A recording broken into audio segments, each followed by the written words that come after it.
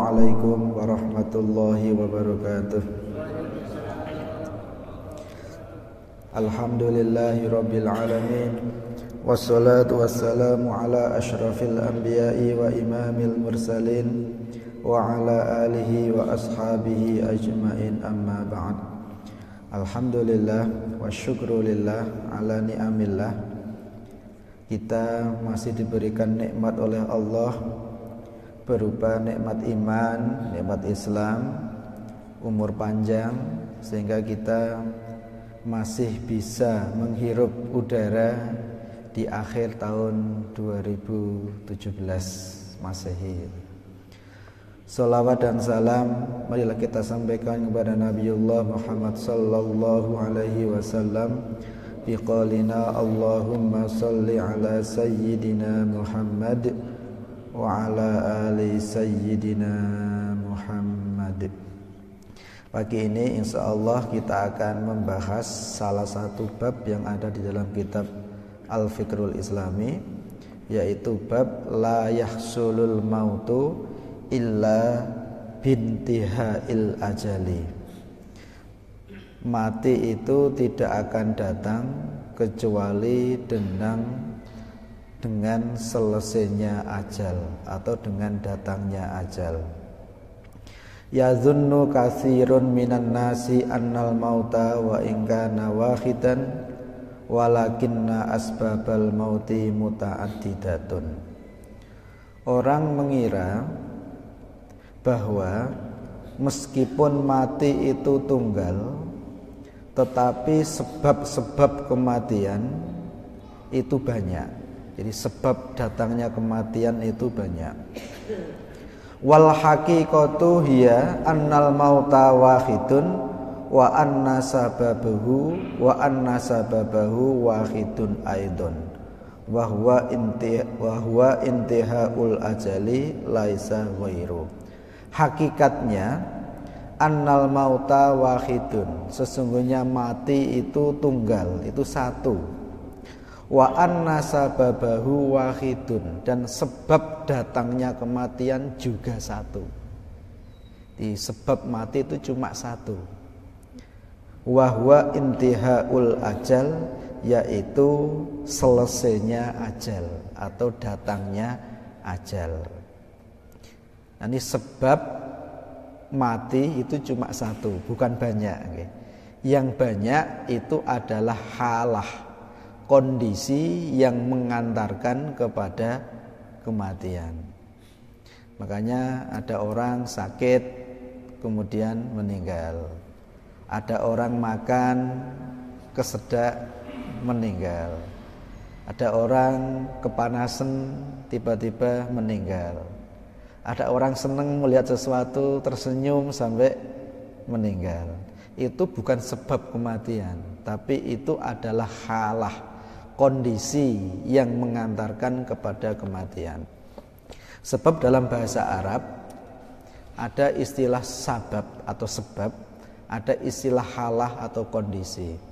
Sebab itu adalah sesuatu yang menyebabkan sesuatu yang lain, dan kondisinya berhubungan sebab akibat. Jadi kalau ada ini pasti ini, itu namanya sebab akibat.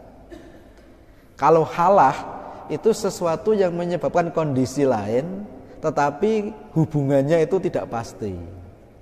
Gitu. Makanya yang namanya sakit itu bukan sebab kematian. Makanya banyak orang yang sakit sehat lagi, dan ada juga orang yang sakit kemudian meninggal. Kalau dia sebab, maka hubungannya itu pasti. Nah, dan di dunia ini tidak ada yang hubungannya pasti dengan kematian.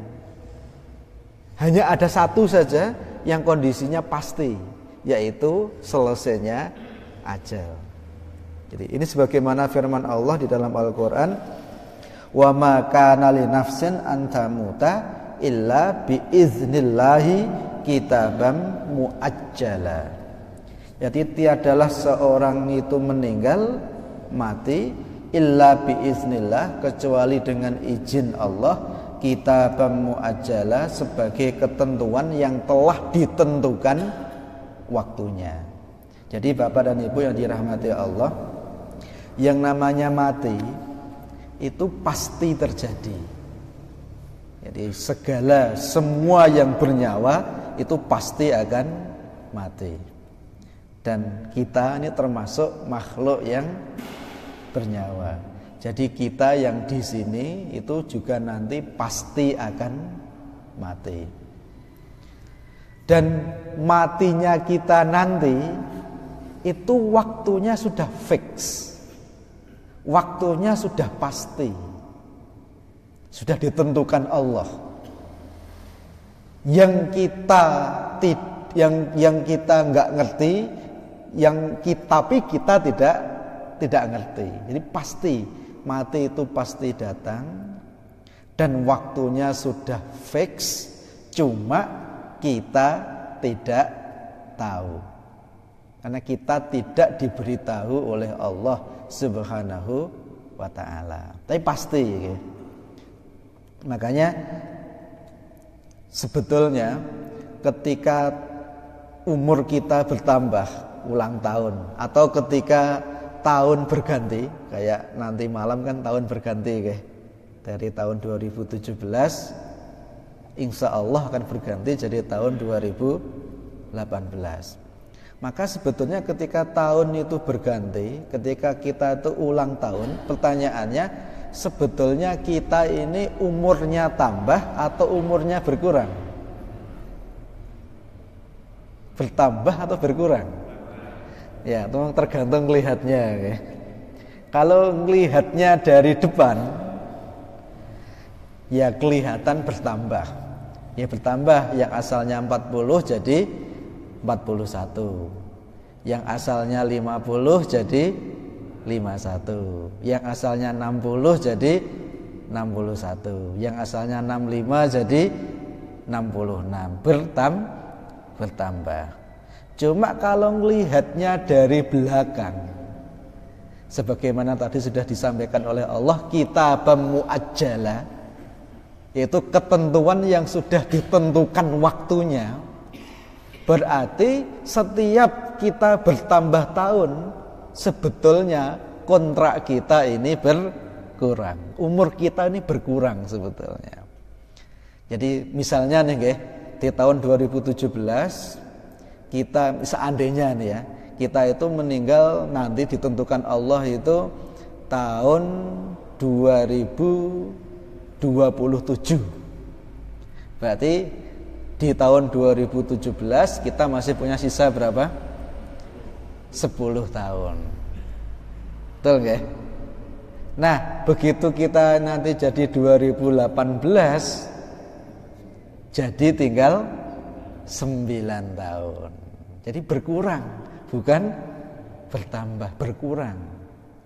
Nah, kalau seandainya kita itu ditentukan Allah, kita meninggal tahun 2020, di 2017 masih punya sisa 3. Nah, begitu jadi 2018 tinggal berkurang 1, tinggal 2 tahun. Nah, kalau seandainya kita itu memang sudah ditentukan Allah, kita meninggal tahun 2018, maka di tahun 2017 kita masih punya sisa 1. Begitu masuk 2018, ya sudah habis, ya sudah habis. Ini sebetulnya bertambahnya tahun atau bergantinya tahun itu sebetulnya umur kita ini berkurang kalau dilihat dari belakang. Cuma memang manusia itu tergantung sudut pandang ya. Makanya kenapa orang kok suka pesta tahun baru? Kenapa orang kok merayakan ulang tahun dengan meriah, dengan gagap gembira? Karena melihatnya selalu dari depan. Tapi kalau orang melihatnya dari belakang, itu mesti dia itu justru bersedih ya. Paling tidak itu jadi bahan renungan, jadi bahan introspeksi.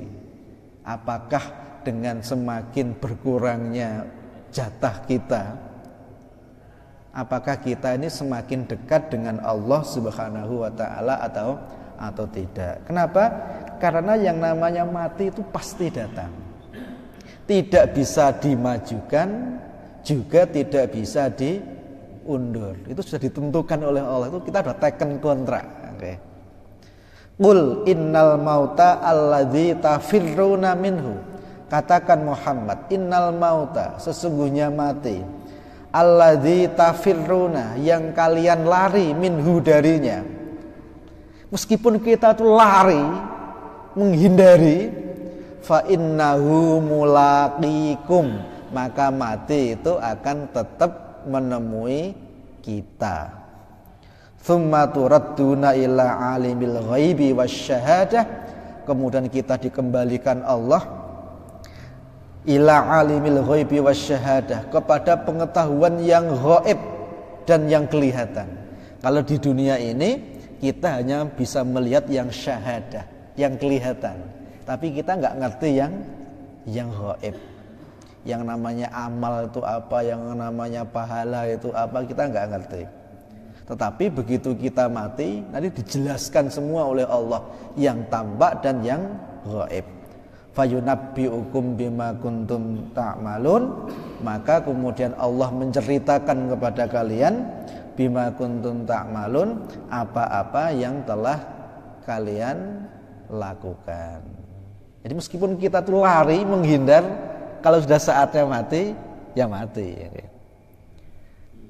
Nah, kalau begitu, kenapa kita ini harus kalau sakit berobat? Iya, itu perintah Islam.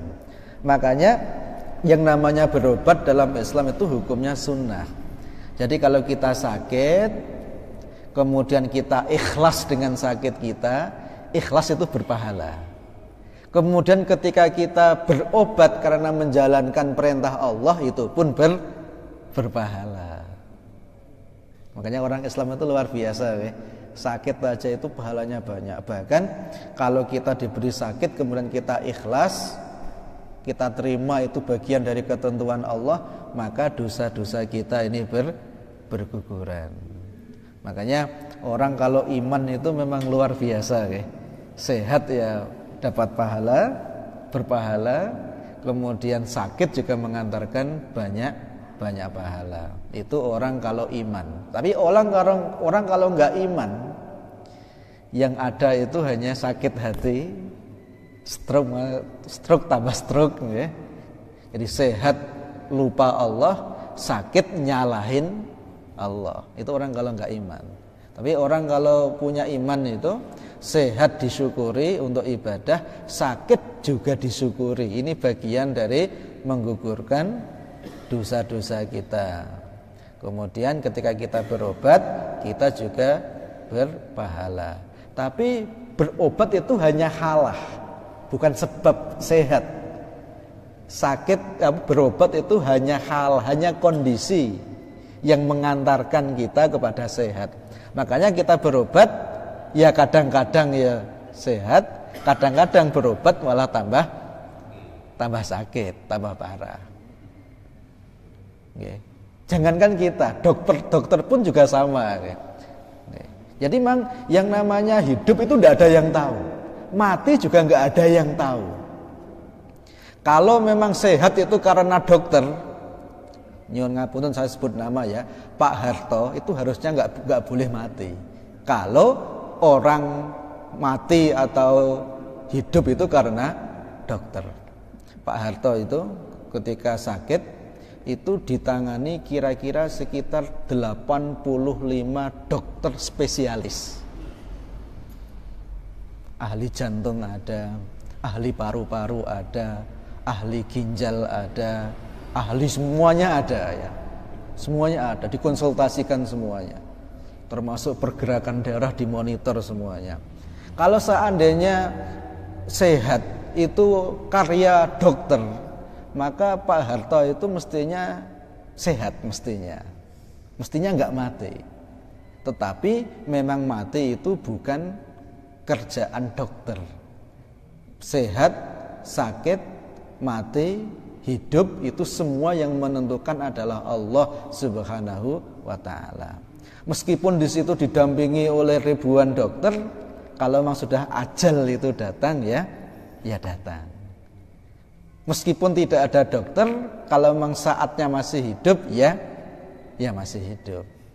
Kalau saatnya meninggal, ya meninggal. Tetapi memang sebagaimana dijelaskan tadi, memang kita ini diwajibkan dan diperintahkan oleh Allah untuk berusaha. Maka ketika kita berobat itu bukan untuk menangisi takdir, bukan, tetapi memang ini kita harus niati bagian dari menjalankan kaidah sebab akibat halah yang diperintahkan oleh Allah Subhanahu wa ta'ala. Tapi yang namanya mati itu kalau udah saatnya datang, ya memang datang. Alladzi tafirruna minhu, meskipun kita lari darinya, fa innahu mulaqikum, mati itu akan tetap datang. Misalnya udah kita seandainya kita udah tahu, mati jam sekian misalnya, kita itu kita lari naik mobil yang kenceng, malah kecelakaan, nanti mati juga gitu ya. Jadi mau kondisi diam, mau kondisi kecepatan tinggi, bahkan kalau seandainya kita itu berada di benteng yang kokoh, kalau memang sudah mati, ya mati datang gitu. Nah, ketika kita sudah mati, apa yang terjadi? Ya Allahu a'lam, kita tidak tahu. Saya tidak tahu, panjenengan juga tidak tahu, dan tidak ada yang tahu kecuali Allah dan orang yang sudah mati. Tapi sayangnya orang yang sudah mati nggak hidup lagi, yang bisa cerita kepada kita, ya. Kalau seandainya beliau bisa hidup lagi, cerita mungkin kita jadi tahu juga. Kita tidak tahu. Ya, berarti satu-satunya jalan agar kita tahu, ya kita menerima informasi dari Allah Subhanahu wa ta'ala. Nah, ketika kita nanti mati, kita ini sebetulnya ada di alam yang lain yang dinamakan dengan alam barzakh, sebelum nanti kita ke akhirat. Nah, ketika kita itu sudah berada di alam barzakh, ini disebutkan oleh Allah di dalam surat Al-Mu'minun ayat 99. Hatta idza jaa ahadahumul mautu. Hatta idza jaa, sehingga ketika telah datang ahadahum, kepada salah satu dari mereka, al-mautu, kematian, qala, orang-orang yang sudah mati itu akan berkata, Rabbirji'un, Rabbi, wahai Tuhanku, irji'uni, kembalikanlah aku. Jadi orang kalau sudah mati, itu dikatakan Allah, nanti itu minta kepada Allah untuk dikembalikan lagi hidup di dunia. Untuk apa mereka kok ingin dikembalikan lagi hidup dunia? La'alli a'malu sholiha fima taraktu. Ya Allah, kembalikanlah aku hidup di dunia. La'alli a'malu sholiha fima taraktu, sehingga aku bisa melakukan amal soleh yang dulu aku tinggalkan, ya Allah. Dia menyesal nanti. Jadi orang kalau sudah mati itu yang ada hanya penyesalan. Orang yang beramal itu menyesal. Kenapa amalnya hanya segitu? Kenapa enggak lebih? Orang yang infaknya 10 juta menyesal. Kenapa hanya 10 juta? Padahal aku punya 20 juta. Menyesal. Apalagi yang tidak beramal, sangat menyesal. Tapi kemudian Allah katakan, kalla innaha kalimatun huwa qailuha. Kalla, sekali-kali tidak. Innaha kalimatun, sesungguhnya itu adalah ucapan. Huwa qailuha, yang diucapkan oleh pengucapnya, yaitu orang yang sudah meninggal. Jadi itu hanya ucapan orang yang sudah meninggal, hanya permintaan orang yang sudah meninggal. Wa min waraihim barzakhun, sementara di belakangnya ada penghalang. Makanya dinamakan dengan alam barzakh. Memang dia belum surga, belum neraka, Makanya kalau para ulama mengatakan yang namanya alam barzakh itu adalah raudhatun min riyadil jinan. Dia itu adalah sebagian taman dari taman-taman surga. Au khufratun min khufarin niron, atau dia itu adalah satu lubang dari lubang-lubang neraka. Tapi belum neraka, belum belum surga, tapi dia sudah mendapatkan kenikmatan atau mendapatkan azab dari apa yang mereka lakukan. Wa min waraihim barzakhun ila yaumi yub'atsun, di belakangnya ada pembatas sampai hari dibangkitkan. Jika orang kalau sudah meninggal itu menyesal, ya Allah, mbok saya dihidupkan lagi ya Allah. Saya dulu itu pengen beramal, pengen beribadah, pengen berdakwah, tapi belum sempat. Saya tunda sedikit ya Allah gitu. Kenapa engkau cepat-cepat memanggil aku? Jadi menyesal. Nyuwun sewu nggih. Kadang-kadang kalau kita merenung, coba kadang-kadang kalau kita merenung ya, atau kita renungkan, seandainya kita itu meninggal atau dipanggil Allah hari ini, seandainya kita dipanggil oleh Allah hari ini, kira-kira kita itu sudah siap atau belum? Belum, nggih? Belum, kita belum siap. Padahal siapa yang menjamin kalau kita itu bisa hidup sampai esok hari?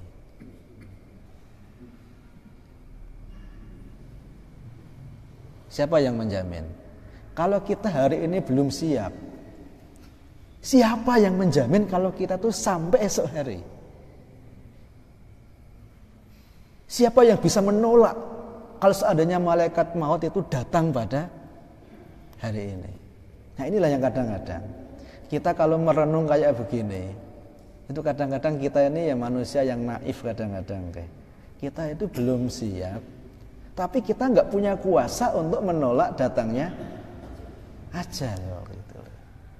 Maka orang yang cerdas itu adalah orang yang justru menyiapkan diri. Makanya Rasul mengatakan al-qayyisu, orang yang cerdas adalah mandana nafsahu, adalah orang yang mampu mengendalikan dirinya. Jadi dirinya itu mampu dikendalikan. Karena diri itu pengennya tuh brosot kemana-mana. Okay? Pengen ini, pengen itu, pengen ini, pengen itu. Jadi orang yang cerdas itu orang yang mampu mengendalikan dirinya. Mampu mengendalikan dirinya. Keinginannya itu mampu diatur gitu loh.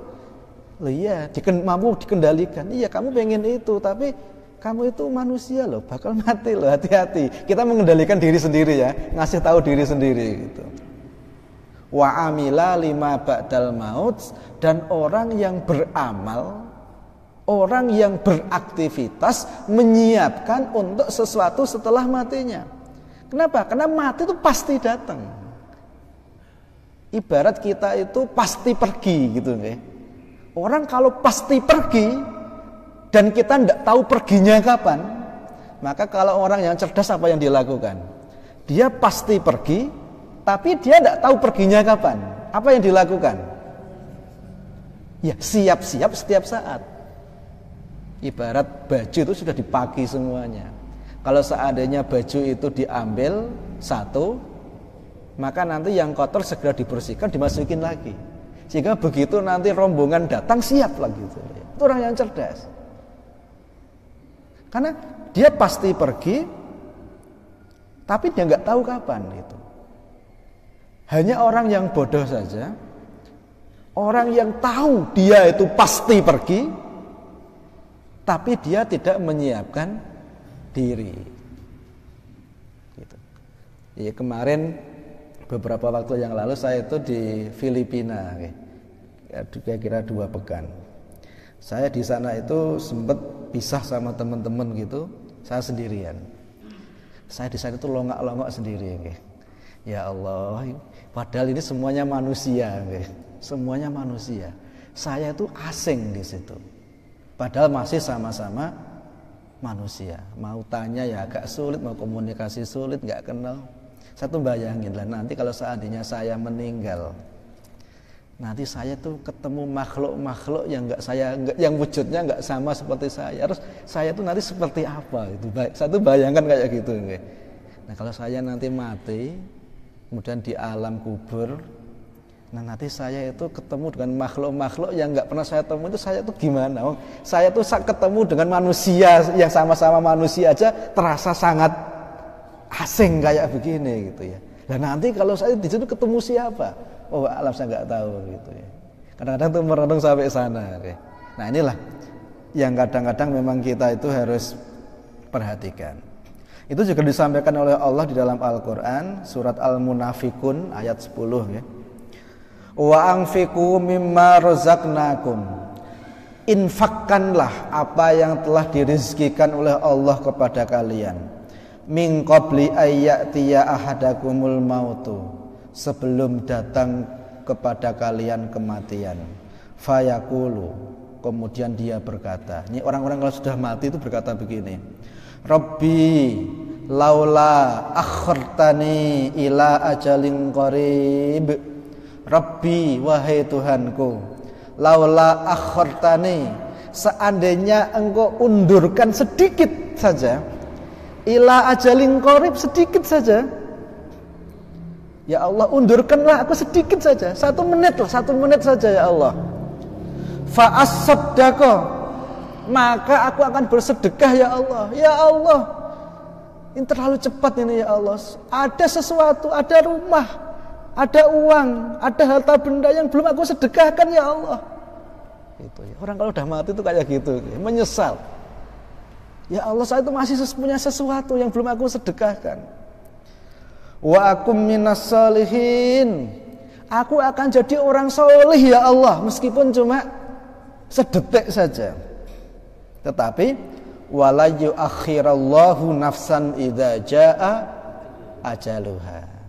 Kalau ajal itu sudah datang, memang tidak akan diundurkan meskipun hanya sesaat saja. Paham nggih? Inilah makanya di sini kadang-kadang kita perlu merenung bersama. Ya, merenung sendirian gitu, bayangkan. Kalau seandainya malaikat datang jadi tamuku, terus ini gimana ini? Terus apa yang harus saya lakukan gitu. Nah ini mumpung kita ini masih diberikan kesempatan oleh Allah, mari kita ini bersiap-siap. Ya dunia ini memang perlu kita urus. Ya karena kita ini memang hidup di dunia. Keliru kalau orang hidup di dunia ini nggak mengurus dunia. Cuma kita harus pahami dunia yang kita urus ini harus mengantarkan kita kepada baiknya kita di akhirat. Itu yang paling penting. Kalau ngurus dunia, semua orang ngurus dunia. Cuma tidak semua orang mengurus dunia untuk kepentingan akhirat. Inilah bedanya orang yang beriman dengan orang yang tidak beriman. Kalau orang yang tidak beriman, dia itu ngurus dunia untuk dunia. Padahal dunia ini fana. Sementara orang yang beriman itu mengurus dunia untuk kepentingan akhirat. Kita memang perlu bekerja, perlu punya uang, sehingga kita itu bisa infak, kita bisa membiayai diri kita dan keluarga kita, kita bisa membangun dakwah, itu butuh dana. Tapi kita cari dana itu dalam rangka itu gitu. Inilah orang yang cerdas. Makanya kadang-kadang kalau saya baca kitabnya Syekh Athaillah, kitab Hikam itu ada kata-kata yang menarik. Beliau mengatakan arih nafsaka minat tadbiri fama qoma bihi ghairuk ijtihaduka fima dhumina laka wa taksiruka fima tuliba minka dalilun ala intimasil basirati minka. Ijtihaduka, sungguh-sungguhmu, fima duminalaka, terhadap apa yang sudah dijamin. Jadi kita itu serius mengerjakan sesuatu padahal sudah dijamin oleh Allah. Wa taksiruka fima tuliba minka, sementara santainya kita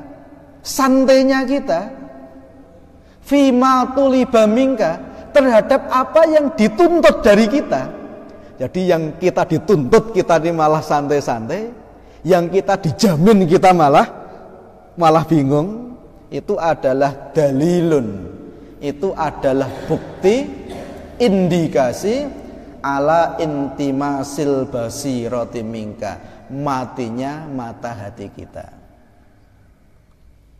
Itu orang yang mati mata hatinya. Jadi dia itu serius pada hal-hal yang sudah dijamin oleh Allah, sementara dia justru mengabaikan apa-apa yang dituntut oleh Allah Subhanahu wa ta'ala. Nah, manusia itu kebanyakan malah seperti itu. Kebanyakan seperti itu. Yang sudah dijamin Allah dia itu justru malah bingung, mengusahakan dengan optimal, tapi yang dituntut oleh Allah dia malah tidak mengerjakan. Nah, mestinya kita ini ya mengerjakan apa yang dituntut oleh Allah Subhanahu wa ta'ala.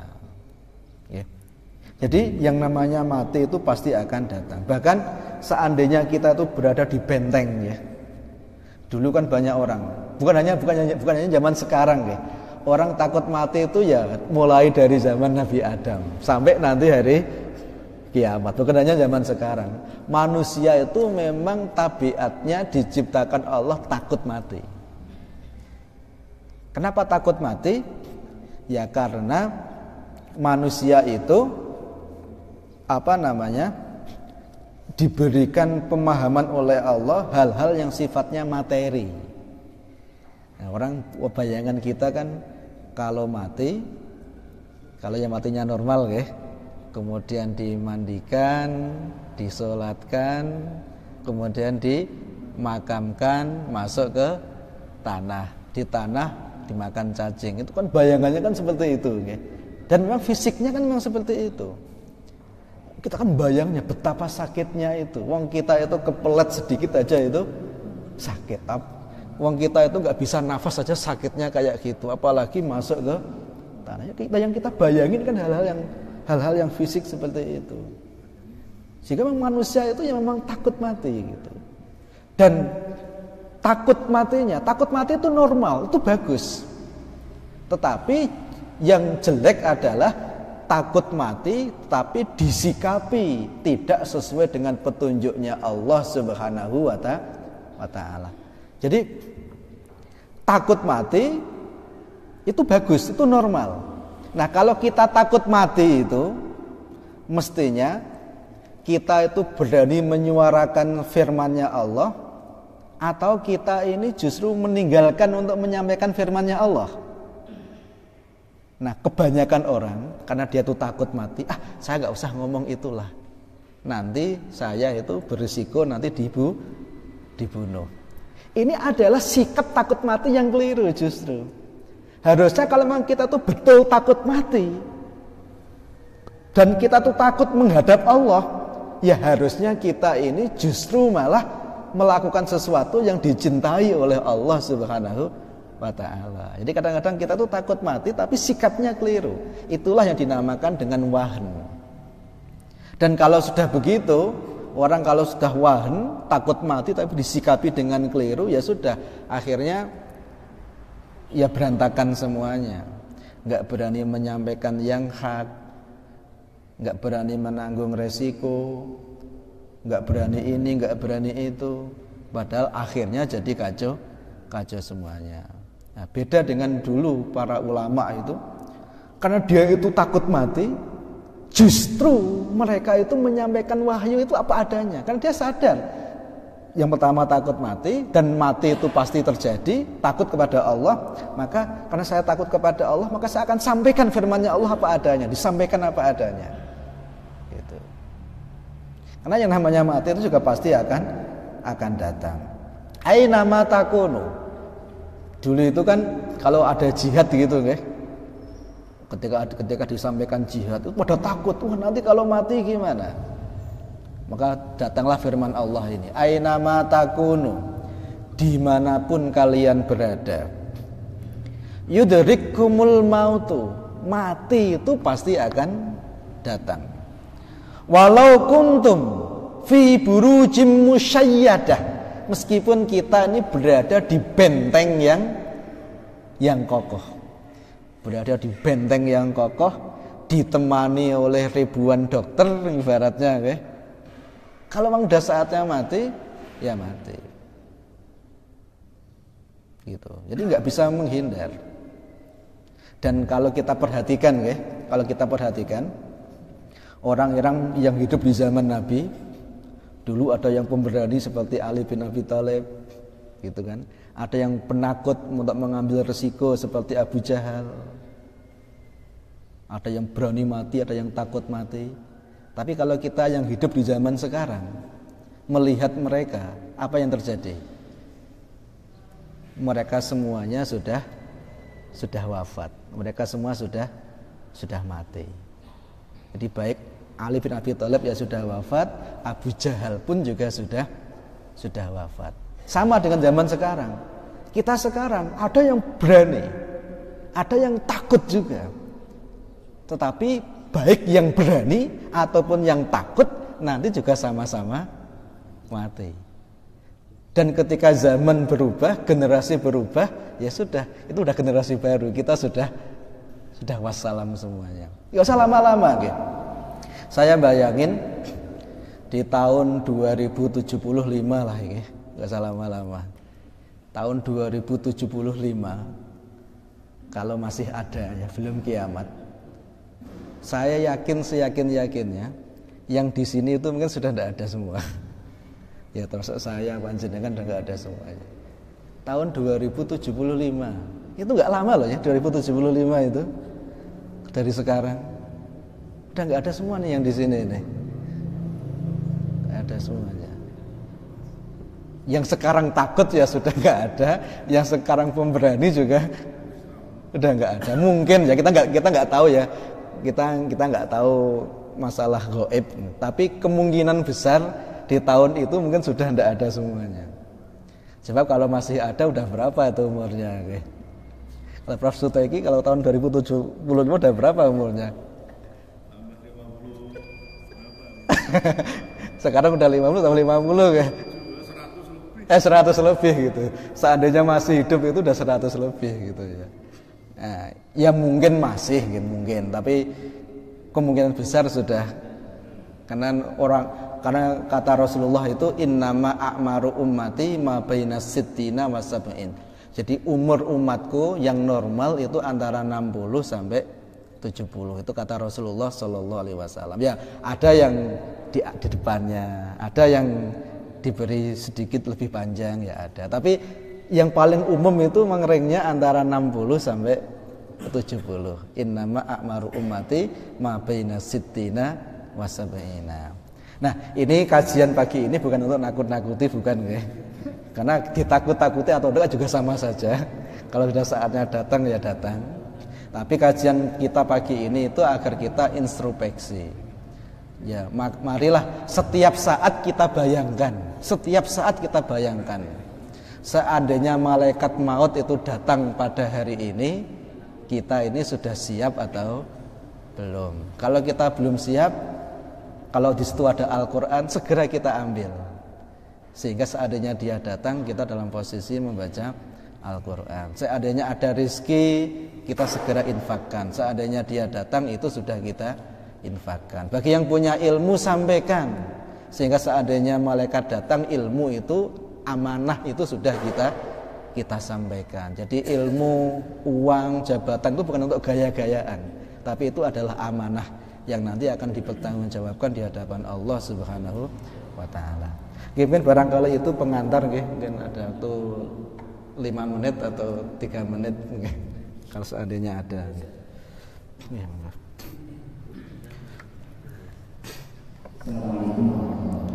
Waalaikumsalam warahmatullahi wabarakatuh.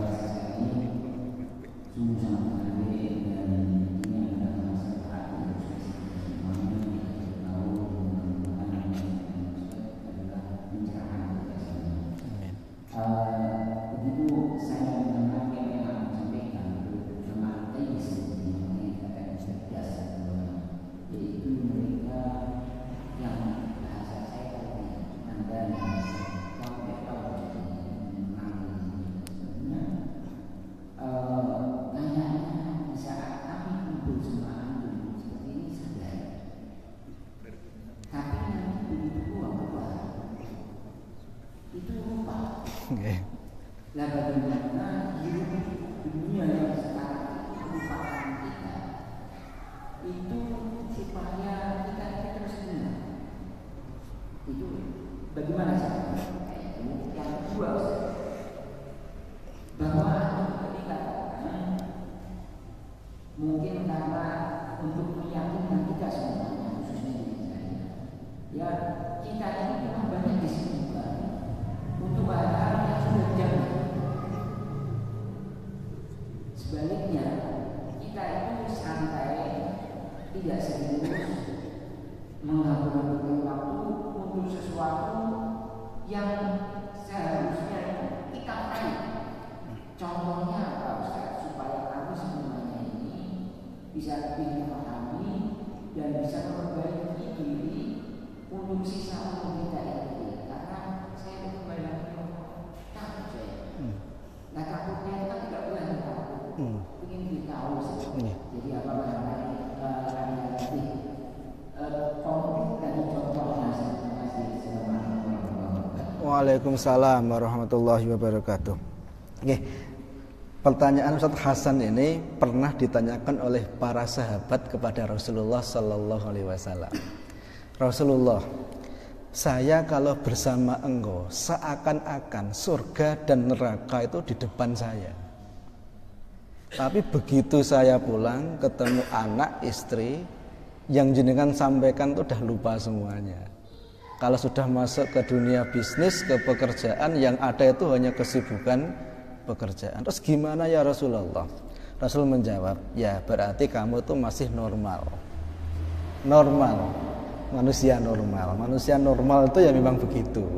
Kalau diingatkan jadi ingat, kalau udah kesibukan ya ingatannya sudah pada yang lain. Maka solusinya cuma satu, yaitu perbanyak datang ke halaqah zikir. Perbanyak datang ke tempat-tempat yang mengingatkan kematian. Itu solusinya. Tidak ada orang yang Superman sekali ngaji bertahan seumur hidup, itu tidak ada. Maka disinilah pentingnya kita itu ngaji setiap hari, ngaji setiap pekan. Sehingga apa? Kita diingatkan lagi. Paham nggih? Diingatkan lagi. Makanya ketemu dengan orang-orang soleh, datang ke halaqah zikir, itu fungsinya bukan saya nggak mau ngaji, saya udah ngerti yang disampaikan. Bukan masalah kita sudah ngerti, mungkin kita sudah ngerti, tapi yang paling penting itu kita diingatkan gitu loh. Kalau ngerti sih kita udah ngerti, cuma kita ketemu kayak gini itu diingatkan, saling mengingatkan. Itu yang nggak akan kita temui kalau kita tidak datang ke halaqah zikir. Halaqah zikir itu bukan sekedar halaqah yang di situ ada zikir la ilaha illallah, bukan ya. Tapi halaqah zikir itu halaqah yang mengingatkan kita kepada Allah Subhanahu wa taala. Di situ dikisahkan kisah-kisah orang soleh, dibacakan ayat-ayat Al-Qur'an, disampaikan hukum-hukum Allah sehingga kita itu ingat lagi. Memang solusinya cuma itu, Ustaz.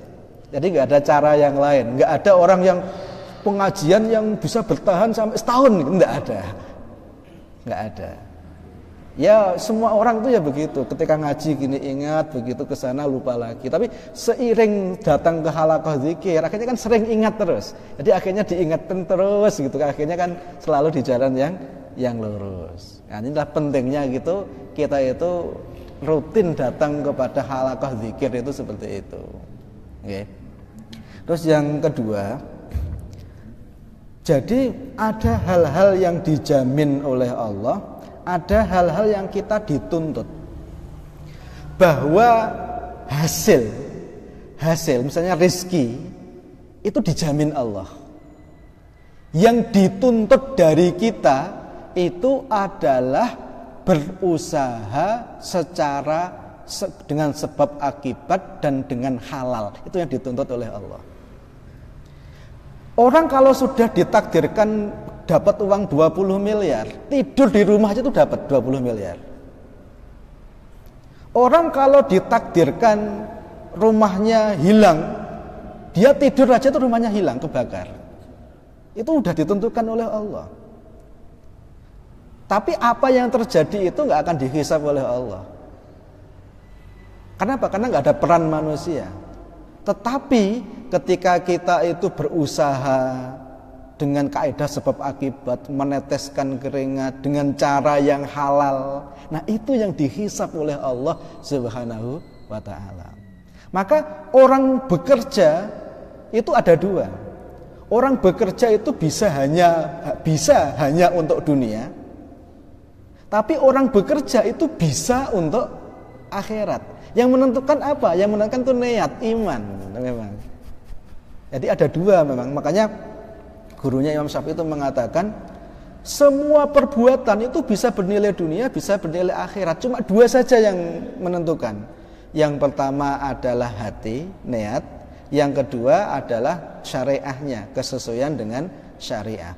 Jadi di dunia ini apapun itu bisa bernilai dunia, bisa bernilai akhirat. Apapun. Yang membedakan itu hanya hatinya, niatnya, sama caranya mengamalkan sesuai syariah atau tidak. Maka dulu saya pernah bertanya, sholat itu dunia atau akhirat? Tergantung. Kalau kita niatnya karena Allah itu akhirat. Kalau kita sholat niatnya hanya biar dianggap orang baik, sehingga nanti ketika ada pemilu kita dipilih, itu dia bernilai dunia saja. Paham gak? Orang cari uang itu dunia atau akhirat? Tergantung niatnya. Kalau dia cari itu hanya untuk dunia saja, biar dia kelihatan mewah, bisa ini bisa itu hanya bernilai dunia. Tapi ketika dia itu mencari uang, biar nanti dia bisa infak, itu dakwah itu perlu dana yang besar nih, masjid itu perlu dana nih, maka dia bekerjanya itu akhirat itu. Jadi dunia akhirat itu bukan dari apa yang tampak, okay? Tetapi dari apa yang ada di dalam hati sama apa yang kita kerjakan, sesuai dengan syariah atau tidak. Contoh, sholat tadi. Sholat itu dunia atau akhirat? Tergantung kan tadi, nggih. Oke, sekarang niatnya karena Allah, dunia atau akhirat? Masih tergantung lagi, ada satu lagi. Sesuai syariah atau tidak? Orang sholat subuh saking semangatnya, saya sedang excited nih. Subuhnya 3 rakaat, nggak cukup 2 rakaat. Gimana kira-kira? Dunia atau akhirat? Ya dunia. Ini dia mau bekerja nih untuk bangun masjid ini, untuk syiar Islam nih. Tapi misalnya dengan cara riba misalnya. Dunia atau akhirat? Dunia. Makanya ada dua, niat sama sesuai dengan syariah tadi. Maka Ustadz Hasan, jadi dunia atau akhirat itu bukan terletak pada jenis amalnya. Jadi apapun itu bisa bernilai dunia, bisa bernilai akhirat. Kan dua tadi itu. Nah, gimana caranya agar kita itu bisa bernilai akhirat? Ya dua tadi yang harus ditata. Nah, setelah itu kemudian kita berusaha dengan optimal dalam wilayah yang kita dituntut oleh Allah. Nah, hasil itu sudah urusan Allah. Maka para sahabat itu pasti begitu karakternya itu. Mereka itu maksimal dalam hal yang dituntut, tapi mereka itu santai dalam hal yang enggak dituntut. Makanya Pak Nabi Muhammad itu misalnya ketika mau perang, itu persiapannya serius. Semua dirapatkan, nanti begini begitu, dirapatkan semuanya. Karena itu diminta oleh Allah. Ditanya oleh Allah, apa persiapanmu gitu. Tapi hasilnya itu urusan Allah. Makanya para sahabat itu orang yang paling bisa menerima apapun yang terjadi. Maka ketika beliau itu kalah dalam perang Uhud, kan kalah deh. Ketika mereka kalah, ya mereka pulang biasa. Yang petani tetap ke sawah, yang pedagang tetap ke pasar. Banyak orang yang heran, orang-orang Madinah zaman itu pada heran. Kok aneh orang Islam ini ya? Padahal di Arab itu kalau kalah perang itu ada hari berkabung minimal itu 1 pekan. Ini kok aneh orang Islam ini. Habis kalah perang tapi kok kayak wajahnya ini nggak ada apa-apa gitu loh ya. Yang luka ya pokoknya diobati, yang udah sembuh ya ke pasar. Kok kayak nggak ada apa-apa. Inilah iman itu di situ. Kenapa? Karena dia sadar kalah menang itu bukan karya manusia. Kalah menang itu yang menentukan Allah Subhanahu wa taala. Mungkin barangkali itu guys, ini masih panjang tapi karena waktunya sudah saatnya selesai guys. Barakallahu li wa lakum wa nafa'ani wa iyyakum bima fihi minal ayati wa dzikril hakim innahu huwas samiul alim. Wassalamu alaikum warahmatullahi wabarakatuh.